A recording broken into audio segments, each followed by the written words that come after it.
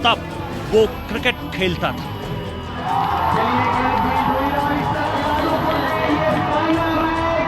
तब वो कॉलेज में पढ़ता था। तब वो बंदूकों से नहीं, बैट से खेलता था।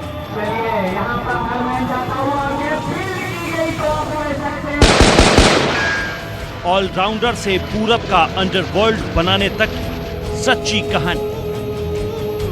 ये तस्वीर गवाह है कि जब कोई गैंगस्टर बाहुबली नेता बनता है तो इतना बेखौफ हो जाता है कि समाज और कानून व्यवस्था के लिए खौफ बन जाता है। बात तब की है जब उस शख्स का नाम गैंगस्टर के हिटलिस्ट से दूर क्रिकेटर्स की लिस्ट में हुआ करता था। तब उसके हाथों में बंदूकें नहीं बल्कि क्रिकेट और बॉल हुआ करते थे। लेकिन एक छोटी सी घटना ने सब कुछ बदल दिया। यूपी जिला जेल के उस क्रिकेटर का नाम है मुख्तार अंसारी। लेकिन बहुत कम लोगों ने उसे क्रिकेट खेलते हुए देखा, लेकिन ज्यादातर लोगों ने उसे बंदूकों के साथ देखा। शूट आउट, जेल आते जाते वक्त सुर्खियों में देखा। बाहुबली मुख्तार अंसारी।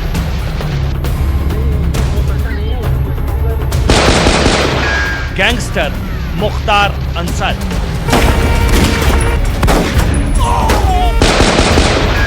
डॉन मुख्तार अंसारी। बाहुबली मुख्तार के गुनाहों की दुनिया के कई अनसुने और अनकहे राज जानने से पहले उससे जुड़ी एक शख्स के बारे में जानना बहुत जरूरी है।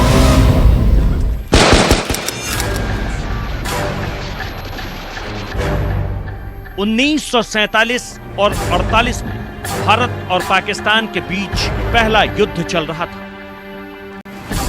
उस वक्त भारतीय जाबाजों के साथ सेना लेकर ब्रिगेडियर उस्मान जंग लड़ रहे थे।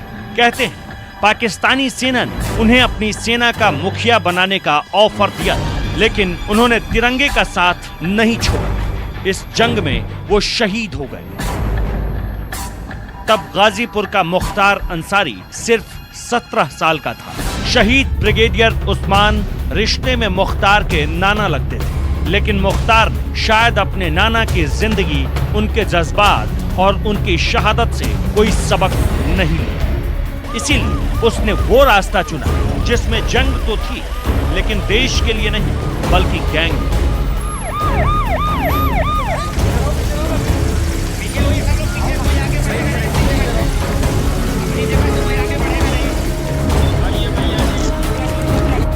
उन्नीस 1970 का दशक था। अगले 5 साल में पूर्वांचल में कई सरकारी योजनाएं आने वाली थी। करोड़ों रुपए के रेलवे के ठेके और सड़क निर्माण के कार्य होने वाले थे, और इसी के लिए समाज में वर्चस्व की लड़ाई शुरू हो गई। वर्चस्व के लिए एक गैंग की जरूरत थी और गैंग के लिए गैंगस्टर की, और इसी में एक गैंगस्टर का नाम है मुख्तार अंसारी। नहीं, उसमें बहुत ऐसा नहीं है, उसमें दूसरा मामला है, लेकिन अभी तक पूरा। जैसा कि इन पुरानी तस्वीरों में नजर आ रहा है, गाजीपुर के इस बाहुबली विधायक का जेल से बहुत गहरा रिश्ता है। यूपी समेत देश की कई जेलों में जगह बदल बदल कर गैंगस्टर मुख्तार को रखा जाता है। जेल में नया हॉस्पिटल बना है और उस हॉस्पिटल का उद्घाटन होना है, तो उसके लिए हमारे माननीय मंत्री जी, जेल मंत्री जो हैं वर्मा जी आएंगे।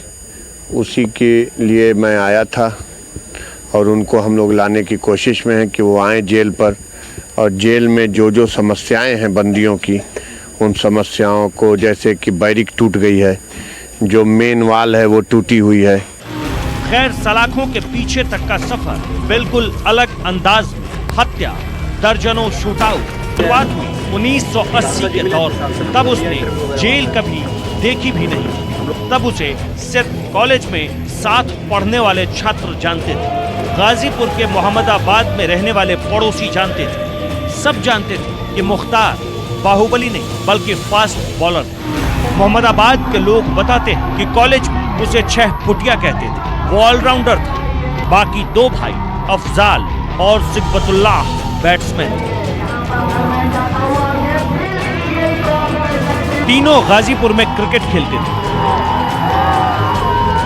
लेकिन क्रिकेट के इसी दौर में जिंदगी ने एक ऐसी बॉल फेंकी जिसके बाद मुख्तार अंसारी ने बैट और बॉल को छोड़कर बंदूकें उठाई।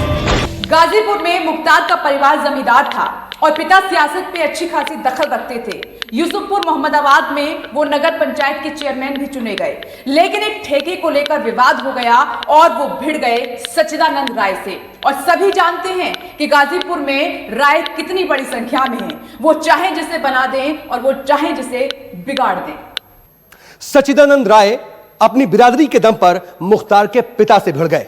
मोहम्मदाबाद बाजार पहुंचकर उसके घर के पास उसने जमकर गाली गलौज की। उसके बाद लगा कि शायद सब कुछ शांत हो गया, क्योंकि काफी दिनों तक कुछ हुआ नहीं। लेकिन इसके बाद मुख्तार अंसारी ने इस पूरे मामले में एक अलग तरह से चुपचाप एंट्री ली। मुख्तार को लगा कि भाई अफजाल अंसारी मोहम्मदाबाद सीट से कम्युनिस्ट पार्टी के विधायक हैं। पिता नगर पंचायत के चेयरमैन, लंबा चौड़ा परिवार है, तो डर किस बात का। यही सोचकर मुख्तार ने सच्चिदानंद राय को उसी के हरिहर गांव में गोली मार दी। अपने इलाके के दबंग सच्चिदानंद राय की हत्या में 2 लोगों ने मुख्तार की मदद की थी, साधु सिंह और मखनू सिंह। ये दोनों दबंग मुड़ियार के रहने वाले थे और मुख्तार की कद काठी देखकर दोनों बदमाशों ने उस पर हाथ रख दिया। साधु और मखनू मुख्तार अंसारी के आपराधिक गुरु थे। दोनों ने मुख्तार अंसारी से एक अजीबो गरीब गुरु दक्षिणा मांगी। मुख्तार अंसारी राजी हो गया और उस गुरु दक्षिणा की वजह से पूर्वांचल की क्राइम हिस्ट्री, गैंगस्टर, समाज और सियासत सब बदल गया। गाड़ी का नंबर 786 और साधारण कद, बड़ी बड़ी मूछें और आंखों पर चश्मा। मुख्तार अंसारी को लोग दूर से ही पहचान लेते थे, लेकिन अब वो ऐसा काम करने जा रहा था जिसके बाद अपराध की दुनिया में भी वो दूर से और दूर तक पहचाना जाने लगा। मुख्तार ने अपने गुरु साधु और मखनू के कहने पर रणजीत सिंह की हत्या की सुपारी ले ली।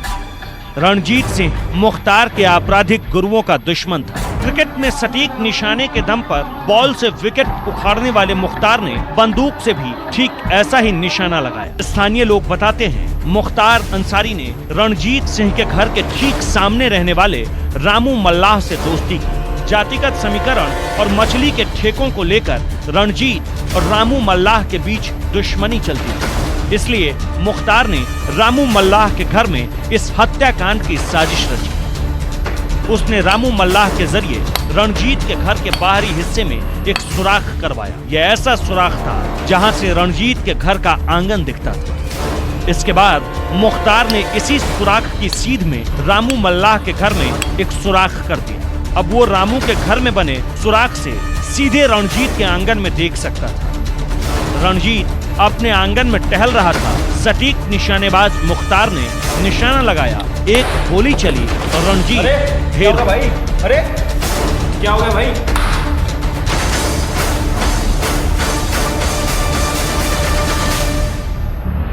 लेकिन जैसा कि माफियाओं के मामले में अक्सर होता है, पुलिस को इस हत्याकांड में मुख्तार से जुड़े पुख्ता सबूत नहीं मिला। मुख्तार अंसारी पर आरोप था कि उसने अपने आपराधिक गुरुओं के कहने पर उनके सबसे बड़े दुश्मनों की हत्या कर दी। लेकिन अब बारी मुख्तार अंसारी के गुरुओं की थी। किसी को भी नहीं मालूम था कि दबंग रणजीत सिंह की हत्या के बाद वाराणसी, मऊ, आजमगढ़ और गाजीपुर तक क्या कुछ चल रहा है। 1988 में ब्रजेश सिंह ने अपने गुरु त्रिभुवन सिंह के कहने पर मुख्तार के गुरु साधु सिंह की हत्या कर दी थी और उसी के गढ़ में मुख्तार के लिए बहुत बड़ी चुनौती थी। और इससे पहले आपको बता दें कि मुख्तार ने कभी ब्रजेश सिंह को इससे पहले देखा नहीं था, लेकिन वो हत्या का जवाब हत्या से ही देना चाहता था। गैंगस्टर ब्रजेश सिंह और मुख्तार अंसारी का अपराध की दुनिया में उदय लगभग एक साथ हुआ था। दोनों अलग अलग गुट से थे, इसीलिए टकराव और उस टकराव में बेहिसाब शूटआउट बहुत आम बात थी। मुख्तार और ब्रजेश के बीच दुश्मनी लंबी चलने वाली थी, क्योंकि इस दुश्मनी की बुनियाद कई हत्याओं से तैयार हुई। इल्जाम है कि ब्रजेश के गुरु त्रिभुवन सिंह के 3 भाइयों की हत्या में मुख्तार शामिल था। इनमें से एक भाई राजेंद्र दीवान की हत्या तो बेहद शातिर तरीके से की थी। ये वही तरीका है जिसके लिए मुख्तार कुख्यात है। बताते हैं कि त्रिभुवन का भाई राजेंद्र वाराणसी पुलिस लाइन में तैनात था। वो दीवान था, इसलिए उसे राजेंद्र दीवान कहते थे। आरोप है कि मुख्तार ने वाराणसी पुलिस लाइन के अंदर घुसकर चलती जीप में उसे गोली मारी। चलती जीप से भी उसका सटीक निशाना चूका नहीं, लेकिन राजेंद्र की हत्या ने मुख्तार की हिमाकत को जग जाहिर कर दिया था। पुलिस लाइन में घुसकर हत्या करना सीधे तौर पर कानून व्यवस्था को चुनौती थी। अब मुख्तार और उसका गैंग पुलिस की नजरों में तेजी से चढ़ गया। गैंगवार की जमीन पर काली कमाई और खौफ की फसल उफान पर, इसलिए अब मुख्तार ने गुनाहों को सियासत के पर्दे में ढकने की कोशिश की। यूपी के गाजीपुर जिले में मोहम्मदाबाद सीट मुख्तार के खानदान की राजनीतिक विरासत मानी जाती है। 1980 के बाद से लगातार मुख्तार का परिवार ही लड़ता और जीतता रहा। यहाँ 60% से ज्यादा भूमिहार और करीब 7 से 8% मुस्लिम हैं। लेकिन मुख्तार और उसके परिवार ने जातिगत समीकरण अनुकूल न होने के बावजूद भूमिहारों के एक बड़े वर्ग को अपने साथ कर लिया। ये सीट मुख्तार के भाई अफजाल के पास थी, इसलिए मुख्तार ने गाजीपुर सदर का रुख किया। 1991 में उसने गाजीपुर सदर से गुलाब के निशान के साथ निर्दलीय पर्चा भरा। मुख्तार ने सोचा था कि बंदूक के दम पर वह चुनाव जीत जाएगा। उसके गैंग की दहशत उसे वोट दिलाने में कामयाब होगी। लोकतंत्र की लड़ाई में जनता ने उसके दहशत को पहली ही बार में खारिज कर दिया। बात सिर्फ सरकारी ठेकों के लिए गैंगवार की होती तो लोग शायद गौर नहीं करते, लेकिन मुख्तार पर अवैध रूप से लोगों की जमीनें कब्जाने का आरोप लगने लगा। अब उसी के गढ़ में लोग उसके खिलाफ पुलिस में शिकायत करने लगे। जब उसने जो है मुल्क की धरती पर कदम रखा तो पहले तो हल्की फुल्की राजनीति किया। उसके बाद हमारी जो है धार्मिक ठाकुर जी की ज़मीन है, कुछ सरकारी ज़मीनों पर जब अवैध कब्जा करना शुरू किया, यूनिवर्सिटी के नाम पर विदेशों से पैसा लाने के नाम, जब उसने ठाकुर जी की ज़मीन कब्जा किया तो उसके खिलाफ हमने जंग जो है छेड़ी। और उसके जंग छेड़ी तो उसका नतीजा हुआ कि काफ़ी दिनों के लड़ने के बाद जब ज्ञान प्रकाश त्रिपाठी जी आए तो उन्होंने ठाकुर जी की ज़मीन पर भूमि पर जब कब्जा किया तो उस पर 60 आदमी पर गणेश दत्त मिश्रा के साथ FIR दर्ज कराया। उसके बाद मुख्तार अंसारी के आदमी जो है बुनकर कॉलोनी में लगभग 50% है वो भी कब्जा किए हुए हैं। उसकी भी हमने संघर्ष छेड़ रखा है। आज नहीं तो कल उस पर भी FIR होगा।